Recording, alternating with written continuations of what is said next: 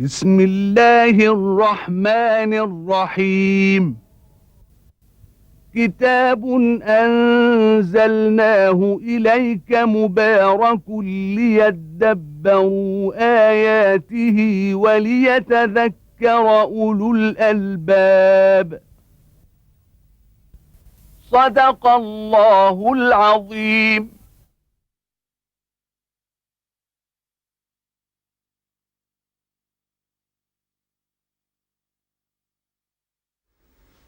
الحمد لله رب العالمين، والصلاة والسلام على المبعوث رحمة للعالمين سيدنا ونبينا محمد وعلى آله وأصحابه ومن اهتدى بهداه وعمل بسنته ليوم الدين. وبعد، فيقول الله تبارك وتعالى: يا أيها الذين آمنوا إن تنصروا الله ينصركم ويثبت أقدامكم والذين كفروا فتعسا لهم وأضل أعمالهم ذلك بأنهم كرهوا ما أنزل الله فأحبط أعمالهم أفلم يسيروا في الأرض فينظروا كيف كان عاقبة الذين من قبلهم دمر الله عليهم وللكافرين أمثالها ذلك بأن الله مولى الذين آمنوا وأن الكافرين لا مولى لهم إن الله يدخل الذين آمنوا وعملوا الصالحات جنات تجري من تحتها الأنهار والذين كفروا يتمتعون ويأكلون كما تأكل الأنعام والنار مثوى لهم. من سورة القتال، سورة محمد، بعد تلك المقدمة في بيان من الله تبارك وتعالى لحال الكفار وحال المؤمنين، وكيف يجازي الله تبارك وتعالى هؤلاء وهؤلاء في الدنيا. قول الله تبارك وتعالى: الذين كفروا وصدوا عن سبيل الله أضل أعمالهم فهم يسيرون في طريق ضال، والذين آمنوا وعملوا الصالحات وآمنوا بما نزل على محمد وهو الحق من ربهم كفر عنهم سيئاتهم وأصلح بالهم ذلك بأن الذين كفروا اتبعوا الباطل فضلوا لذلك وأصبح سعيهم إلى ضلال، وأن الذين آمنوا اتبعوا الحق من ربهم. ثم قال جل وعلا: كذلك يضرب الله للناس أمثالهم فمن سار في طريق الضلال لن يجد إلا الضلال، ومن سار في طريق الله تبارك وتعالى سيجد ثواب الله تبارك وتعالى.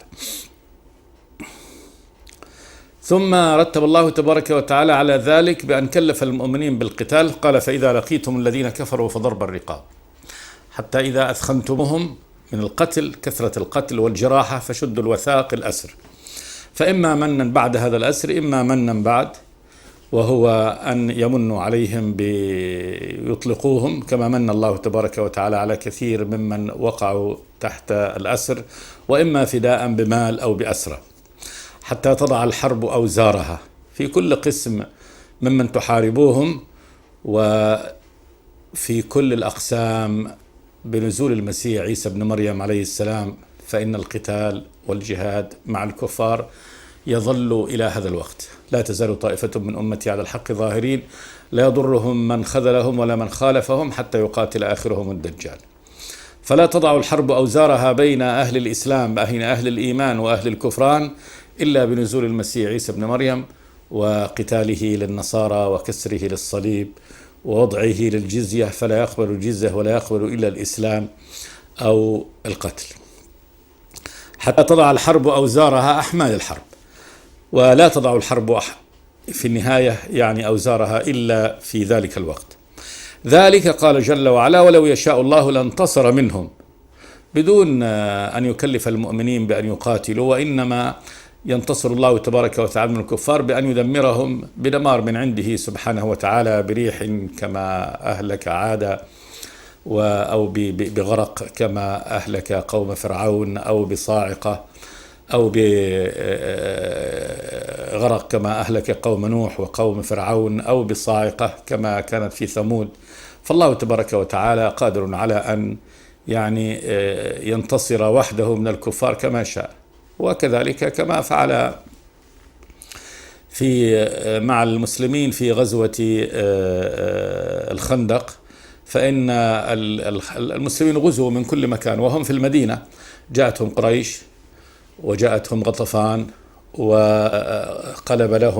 قلبت لهم بنو قريظة ظهر المجن ونقضوا العهد الذي بينهم، وأتوا هذه الجنود أتت المسلمين من كل مكان، إذ جاءوكم من فوقكم ومن أسفل منكم وإذ زاغت الأبصار وبلغت القلوب الحناجر وتظنون بالله الظنون هنالك ابتلي المؤمنون وزلزلوا زلزالا شديدا.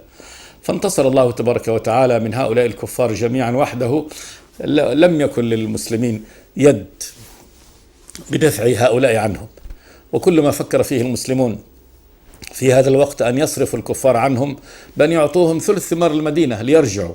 وأما القتال فما لم تكن للمسلمين في هذا الوقت طاقة بهم، فتولى الله تبارك وتعالى القتال عن المسلمين سبحانه وتعالى. وذكر الله نعمته لأهل الإسلام فقال يا أيها الذين آمنوا اذكروا نعمة الله عليكم إذ جاءتكم جنود، قال جل وعلا فأرسلنا عليهم ريحا وجنودا لم تروها وكان الله بما تعملون بصيرا. إذ جاءوكم الجنود هذه جنود الكفر من فوقكم ومن أسفل منكم وإذ زاغت الأبصار وبلغت القلوب الحناجر وتظنون بالله الظنون هنالك ابتلي المؤمنون وزلزلوا زلزالا شديدا.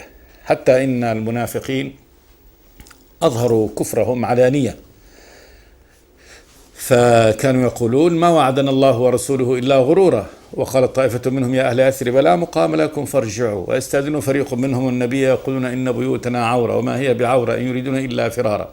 الله تولى في هذا المقام، هو سبحانه وتعالى تولى قتال الكفار بأسباب من عنده سبحانه وتعالى دون فعل من المؤمنين. ولذلك قال تبارك وتعالى بعد نهاية هذه الغزوة وما أرسل الله تبارك وتعالى جبريل والجنود والريح التي أرسلها سبحانه وتعالى عليهم، قال جل وعلا وأورثكم أرضهم وديارهم وأموالهم وأرضا لم تطئوها وكان الله على ذلك قديرا. وأخبر سبحانه وتعالى قال وكفى الله المؤمنين القتال، قال وكفى الله المؤمنين القتال أي بنفسه بملائكته وأسباب قوته سبحانه وتعالى من الريح التي أرسلها. قال وأنزل الذين ظاهروهم من أهل الكتاب من صياصيهم وقذف في قلوبهم الرعب فريقا تقتلون وتأسرون فريقا وأورثكم أرضهم وديارهم وأموالهم وأرضا لم تطئوها وكان الله على كل شيء قدير. وأصبح هذا نشيد للمسلمين، هذا أصبح نشيد للمسلمين كيف أن الله تبارك وتعالى انتصر من الكفار وحده سبحانه وتعالى. فأصبح المسلمون يقولون لا إله إلا الله وحده صدق وعده ونصر عبده وأعز جنده وهزم الأحزاب وحده. فالله هزم الأحزاب وحده سبحانه وتعالى، فهو القادر سبحانه وتعالى على أن ينتصر من الكفار دون أن يقوم المسلمون حتى بالدفاع عن أنفسهم. فالله سبحانه وتعالى هو ينزل نصره كما فعل مع المؤمنين السابقين، فإن الله تبارك وتعالى نصر المؤمنين في تلك الأمم وقد كانوا قلة. نوح مع من معه كانوا قلة، نصرهم الله تبارك وتعالى. لما قال نوح لربه إني مغلوب فانتصر، الله تبارك وتعالى نصره بسبب من عنده. قال نوح إني مغلوب فانتصر، قال جل وعلا ففتحنا أبواب السماء بماء منهمر وفجرنا الأرض عيونا فالتقى الماء على أمر قد قدر وحملناه على ذات ألواح ودسر تجري بأعيننا جزاء لمن كان كفر. وهكذا كذلك في كل الرسل الذين كانت معهم القلة المستضعفة فإن الله تبارك وتعالى نصرهم وحده سبحانه وتعالى بسبب عنده وأهلك جند الكفر. فالله تبارك وتعالى يقول للمسلمين بعد أن حملهم هذا قال ولو شاء الله لانتصر منهم أي وحده ولكن ليبلو بعضكم ببعض والذين قتلوا في سبيل الله فلن يضل أعمالهم. الذين يقتلون بسبب هذه الحرب التي حملها الله، القتال الذي حمله الله لأهل الإيمان، فالذي يقتل الله تبارك وتعالى لن يضل عمله ما هو إلى ضلال، لأنه باع نفسه لله، والذي يبيع نفسه لله فالله تبارك وتعالى يتلقاها ويعطيه أعظم الثمن. إن الله اشترى من أنفسهم وأموالهم بأن لهم الجنة يقاتلون في سبيل الله فيقتلون ويقتلون وعدا عليه حقا في التوراة والإنجيل والقرآن ومن أوفى بعهده من الله فاستبشروا ببيعكم الذي بايعتم به وذلك هو الفوز العظيم. فلن يضل أعمالهم سيهديهم ويصلح بالهم ويدخلهم الجنة عرفها لهم. ثم ندب الله تبارك وتعالى المؤمنين وأمرهم بالقتال فقال يا أيها الذين آمنوا إن تنصروا الله ينصركم ويثبت أقدامكم. بهذه الجملة الشرطية: إن تنصروا الله، بأن تقاتلوا في سبيله، تنصروا دينه، عملوا لإعلاء كلمته سبحانه وتعالى، فتجاهدوا مع الله جل وعلا. هذه المعركة هي معركة الله تبارك وتعالى، هي بين الكفر والديت، بين جند الله تبارك وتعالى وبين جند الشيطان. فإذا قام المؤمنون بأن ينصروا الله تبارك وتعالى، أن يكونوا في هذا الصف، صف الله تبارك وتعالى، صف المؤمنين هو جند الله وحزب الله وجماعة الله، ليقاتلوا حزب الشيطان، كما قال تبارك وتعالى: فقاتلوا أولياء الشيطان إن كيد الشيطان كان ضعيفا. هذول أولياء الشيطان، والمؤمنون إذا كانوا يكونوا مع أولياء الله تبارك وتعالى، حزب الله جل وعلا. إن تنصروا الله، بأن تقوموا بنصره بالجهاد في سبيله سبحانه وتعالى، ينصركم، وهو الله سبحانه وتعالى. فلا شك أنه قوله ينصركم، وذلك أن كل أسباب النصر وكل النصر بيده سبحانه وتعالى، فلا ينتصر إلا من يؤيده الله تبارك وتعالى بنصره، وما النصر إلا من عند الله العزيز الحكيم. لا يمكن أن يكون نصر إلا من عنده سبحانه وتعالى. لأي جماعة تقاتل جماعة، ينصر من يشاء وهو العزيز الرحيم. غلبت الروم في أدنى الأرض وهم من بعد غلبهم سيغلبون في بضع سنين، لله الأمر من قبل ومن بعد، ويومئذ يفرح المؤمنون بنصر الله ينصر من يشاء. حتى من أمم الكفر بعضهم على بعض، فإن الله تبارك وتعالى هو الذي ينصر من يشاء سبحانه وتعالى. فالنصر كله له، لأن القوة كله له. الله له القوة جميعا سبحانه وتعالى في الدنيا والآخرة، بل لا قوة إلا به سبحانه وتعالى، لا حول ولا قوة إلا بالله، القوة كلها له سبحانه وتعالى. فقوله ينصركم لا شك، لأنه هو الرب الإله القوي سبحانه وتعالى، الذي بيده الأمر كله وإليه يرجع الأمر كله جل وعلا. ويثبت أقدامكم، فالقتال وفي الدين يثبتها تثبيت القدم حتى لا تفروا، فيجعلكم ثابتين وإن كنتم قلة في مقابل كثرة من الكفار، فيثبت أقدامكم. وهذا إليه سبحانه وتعالى بما يضع في قلوبكم من العزيمة الصادقة، ومن الرغبة في الجنة، ومن الشجاعة والقوة، ومن الاستهانة بالقتل والجراحة، فيثبت أقدامكم سبحانه وتعالى بهذه الأسباب. إن تنصروا الله ينصركم ويثبت أقدامكم. هذا تهيج على أن يكون المؤمن مع الله تبارك وتعالى، وهذا لأن الله تبارك وتعالى يعطيه ضمان أنك إن قاتلت إن نصرت الله تبارك وتعالى نصرك حتما بالشرطية: إن تنصروا الله ينصركم.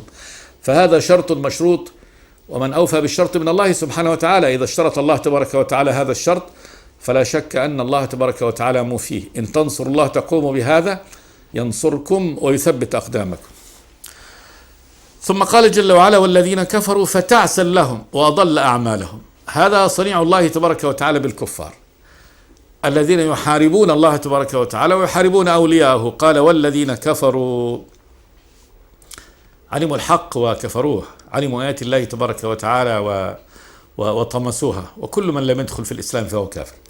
كل من لم يؤمن بالله تبارك وتعالى ويؤمن بالنبي ويدخل فيه بعد بعثة النبي محمد صلى الله عليه وسلم، كل من سمع به ولم يدخل دينه فهو كافر.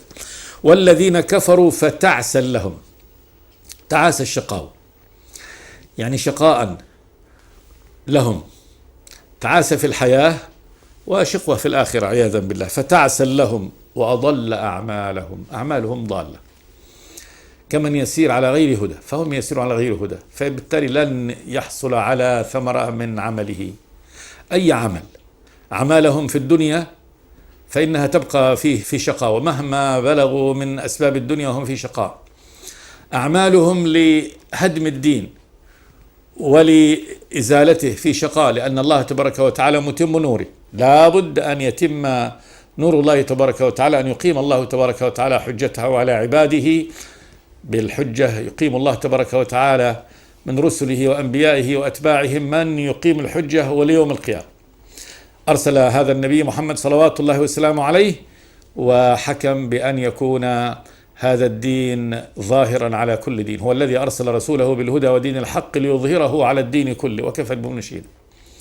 وأخبر بأن ستبقى هذه الأمة طائفة منها على الحق تقاتل على دين الله تبارك وتعالى حتى يقاتل آخرهم الدجال، وهو الذي يأتي بأعظم كفر في الأرض. فهو ينزل هذا الدجال رجل من الناس من بني آدم، لكنه يعتقد مع هذا، وهو الوقح على هذا النحو والأعور وكل النقص فيه، يعتقد أنه الله خلق السماوات والأرض. فهذا أعظم كفر وجد. دع الناس، قد يدعي إنسان النبوة، يدعي الولاية، يدعي ما يدعي، أما أن يدعي الربوبية والألوهية على هذا النحو أنه خالق السماوات والأرض، نعم ادعى فرعون قبل هذا، لكن ليس على النحو الذي يدعيه هذا الدجال ويسيح في الأرض كلها. فقد كان على كل حال فرعون قد كان طاغوت أمة، ولم يكن طاغوت العالم، كان طاغوت في بلده في مصر. وقال لقومه: يا قوم أليس لي ملك مصر وهذه الأنهار تجري من تحتي أفلا تبصرون أم أنا خير من هذا الذي هو مهين ولا يكاد يبين. وقال لهم: يعني ما علمت لكم من إله غيري. لا، فهو طاغوت ناحية، وطاغوت أمة، طاغوت دولة، لكن الدجال طاغوت العالم، فإنه لا تبقى قرية في الأرض إلا ودخلها، إلا مكة والمدينة، وهو يدعو إلى دعوته أنه رب العالمين وأنه رب الخلق كلهم، والناس إلى دعوته يتسابقون زرافات وحدان، حتى إن المدينة التي هي في نهاية الأمر وفي آخر الزمان هي جحر الإسلام، خلاص آخر يعني محض للدين، كما قال صلى الله عليه وسلم: إن الإيمان لا يأرز إلى المدينة كما تأرز الحية إلى جحرها. فالحية إذا خافت وهي في العراء، خافت من يتبعها ليقتلها، فإنها على طول تبدأ تركض حتى تدخل الجحر لتحتمي به. فشبه النبي صلى الله عليه وسلم هروب أهل الإيمان في آخر الزمان إلى المدينة كهروب الحية بعد ذلك إلى جحرها. إن الإيمان لا يأرز إلى المدينة كما تأرز الحية إلى جحرها. ومع هذا فإن في المدينة إذا جاءها الدجال ووقف على أنقابها ولم يستطع الدخول، منعته الملائكة من أن يدخل، عند ذلك يخرج له من أهلها، يخرج 70,000. يقول حتى إن الرجل لا يأسر يعني زوجته وبناته، يربطهم بالسلاسل حتى لا يخرجوا إليه، فيحتالون لفك سلاسلهم وقيودهم ويهربون إلى الدجال من الشدة التي تكون. فهذا أعظم فتنة في الأرض. لكن أخبر النبي صلى الله عليه وسلم بأن هذه الأمة يبقى المجاهدون فيها إلى أن يقابلوا هذه القوة الكافرة التي لم توجد في الأرض قوة كافرة مثلها قط، وهي قوة الدجال وسحره وبطشه ويعني سياحته في الأرض على هذا النحو، ودعوته يعني الفاجرة على هذا النحو. وقال النبي: لا تزال طائفة من أمتي على الحق ظاهرين يقاتلون على أمر الله حتى يقاتل آخرهم الدجال. فآخر طوائف الأمة التي تبقى قائمة بالحق هي الطائفة التي تقاتل الدجال، والدجال هو آخر يعني طاغوت يبقى على الأرض، ويقتله عيسى بن مريم بعد ذلك. فالقتال ماضي، القتال في هذه الأمة ماض إلى يوم القيامة. قال جل وعلا: والذين كفروا فتعسا لهم وأضل أعمالهم ذلك بأنهم كرهوا ما أنزل الله. ذلك لماذا كتب الله لهم عليهم التعاسة؟ كتابة، هذا حكم إلهي على الكفار. وأضل أعمالهم، جعل أعمالهم إلى ضلال مهما عملوا، يعني ما عملوه للدنيا، ما عملوه لهدم الدين ومنع الناس وصد الناس عن سبيل الله، لا بد أن يكون إلى ضلال. قال ذلك لإشارة إلى ما حكم الله تبارك وتعالى به عليهم من التعاسة وضلال العمل، ذلك بأنهم كرهوا ما أنزل الله فأحبط أعمالهم. لما كرهوا ما أنزل الله، هذا الوحي المنزل منه سبحانه وتعالى، قرآن الله المنزل على عبده ورسوله محمد، لما صابهم كراهية له، فإن الله تبارك وتعالى كافأهم على هذه الكره الذي كرهوا به هذا الدين وكرهوا به هذا التنزيل بأن أحبط أعمالهم. ومعنى أنه أحبطها يعني قتلها، أماتها. الحبط هو الهلاك، وأصله الحبط داء يصيب الإبل في أجوافها، في جوف الناقة، فتظهر كأنها سمينة منتفخة، ولكن فيها هذه العلة في داخلها، ثم لا تلبث أن تسقط وتموت، تنفخ وتموت. فشبه الله تبارك وتعالى أعمال الكفار على هذا النحو، ظاهرة قد تكون ظاهرة للعيان، منتفخة يعني في أعينهم، مجملة ومحسنة في أعينهم، لكن فيها الهلاك، ثم يعني سرعان ما تسقط وتنتهي. فالكافر يزين له أنه في عمله للصد عن سبيل الله أنه بالغ يعني أمره وبالغ مراده من صرف الناس عن هذا الدين، ثم لا يلبث أن يجد أن عمله قد انتهى، وأن الله تبارك وتعالى ناصر دينه، كما قال جل وعلا: إن الذين كفروا ينفقون أموالهم ليصدوا عن سبيل الله فسينفقونها ثم تكون عليهم حسرة ثم يغلبون والذين كفروا إلى جهنم يحشرون. هذه هي النهاية. يبقى هذا الدين قائم ما بقيت يعني الأيام والليالي. كذلك عملهم في الدنيا، فإن عملهم في الدنيا ينتفخ ويرون زينته وزخرفه، ولكنهم لا يجدوا فيه لا طمأنينة ولا سعادة، ولا يبلغهم ولا يخلدهم، وإنما يشقون به. ولا تعجبك أموالهم ولا أولادهم إنما يريد الله ليعذبهم بها في الدنيا وتزهق أنفسهم وهم كافرون. فأحبط أعمالهم كل أعمالهم. ثم قال جل وعلا: أفلم يسيروا في الأرض فينظروا كيف كان عاقبة الذين من قبلهم دمر الله عليهم وللكافرين أمثالها. خطاب لهؤلاء المعاندين الذين يريدون أن يستأصلوا دين الله وأن يبعدوا وأن يصرفوا الناس عن الدين، الكفار. قال جل وعلا بسؤال: أفلم يسيروا في الأرض؟ ألم يسير هؤلاء الكفار في الأرض فينظروا كيف كان عاقبة الذين من قبلهم، فينظروا في الآثار التي تركها الذين من قبلهم ممن أهلكهم الله تبارك وتعالى، كيف كانت عاقبتهم؟ قوم نوح، عاد، ثمود، قرى لوط، فرعون، ما شافوا آثار هؤلاء الغابرين وكيف دمرهم الله تبارك وتعالى. قال جل وعلا: دمر الله عليهم، دمر الله عليهم مساكنهم، أرضهم، قصورهم، دمرها الله تبارك وتعالى عليهم. فقوم نوح بالغرق الشامل، ما أبقى شيء، ما أبقى شيء. قوم فرعون أخذهم الله عز وجل، انتشلهم كلهم وأغرقهم في البحر. عاد استأصلها الله تبارك وتعالى، وثمود فما أبقى. قرى لوط دمرها الله تبارك وتعالى على رؤوس أصحابها. قال جل وعلا: دمر الله عليهم. ثم قال جل وعلا: وللكافرين أمثالها. يعني للكافرين ممن يأتي أمثالها، أمثال هذه يعني النوازل والمثلات والهلاك الذي كان لهؤلاء، هذا ينتظر الكافرين. فهذا سنة الله تبارك وتعالى الجارية وإلى قيام الساعة. وللكافرين أمثالها.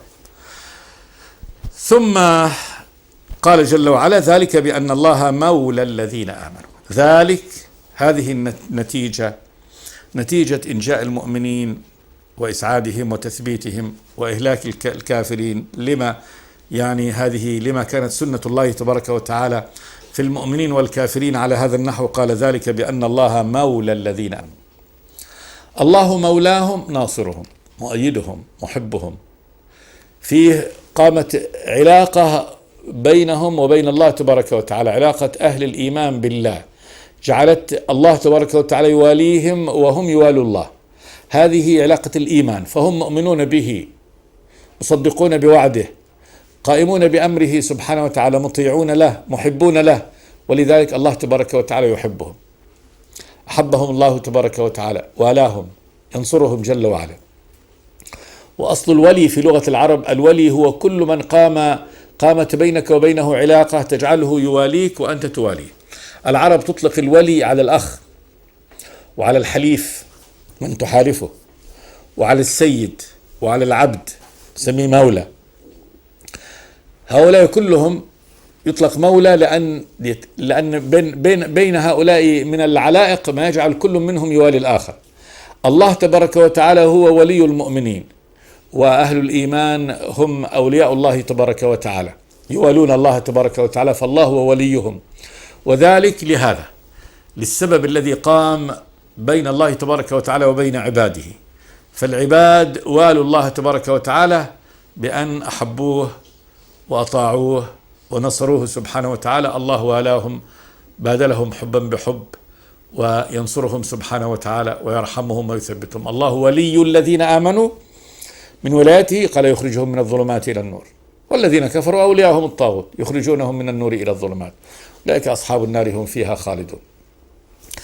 ذلك الله يثبت أهل الإيمان ويؤيدهم ويقويهم بأن الله مولى الذين آمنوا، الله مولاهم سبحانه وتعالى، وأن الكافرين لا مولى لهم. الكافر لا مولى له، لا ولي له، الله تخلى عنه.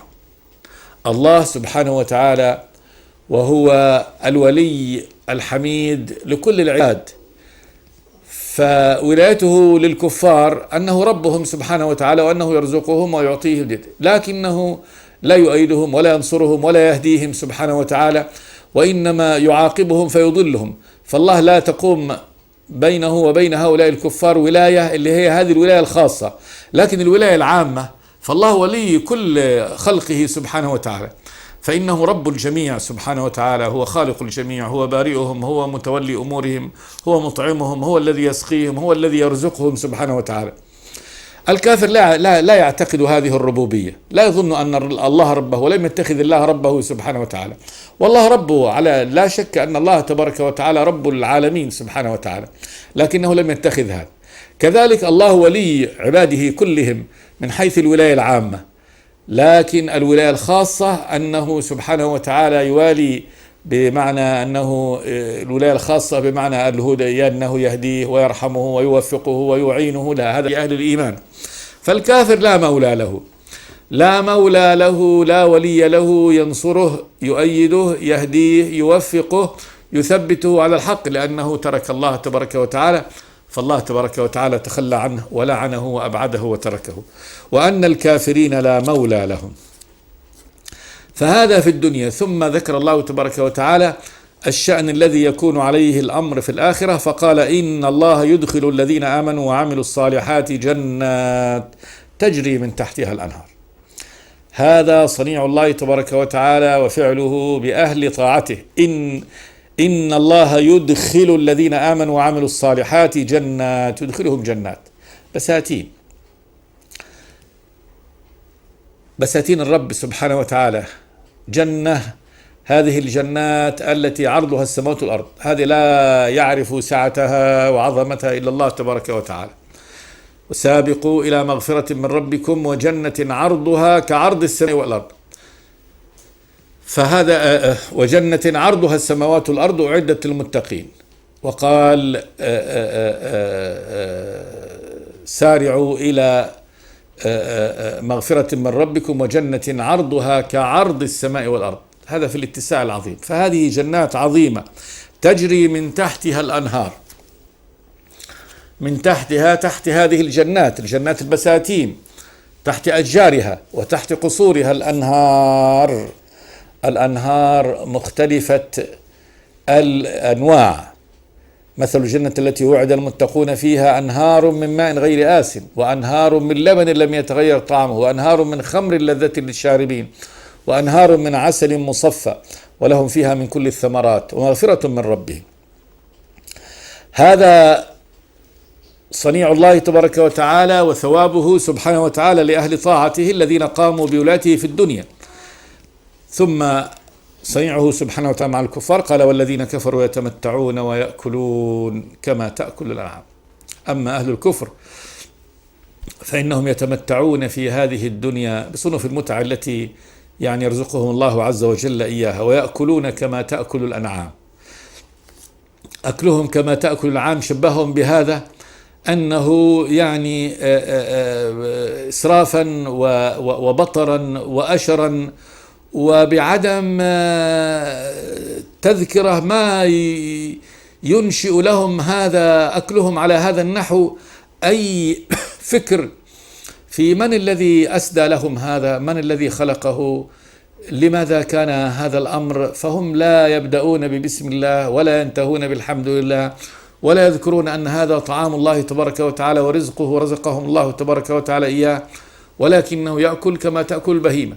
فإن البهيمة هذه البهائم هذه الأنعام إذا قدم لها الطعام والشراب تأكل وتشرب، لا تسمي الله بدءا ولا تحمده نهاية ولا تفكر في من خلق هذا.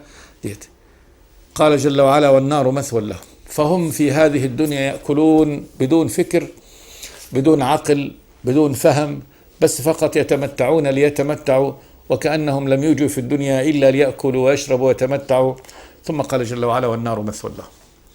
المثوى مكان الثواء والبقاء، النار في الآخرة هي مكان بقائهم، وشتان بين أهل الإيمان وأهل الكفران. اللهم اجعلنا من أهل الإيمان. نقف هنا، أستغفر الله لي ولكم من كل ذنب. بسم الله الرحمن الرحيم. كتاب أنزلناه إليك مبارك ليدبروا آياته وليتذكر أولو الألباب. صدق الله العظيم.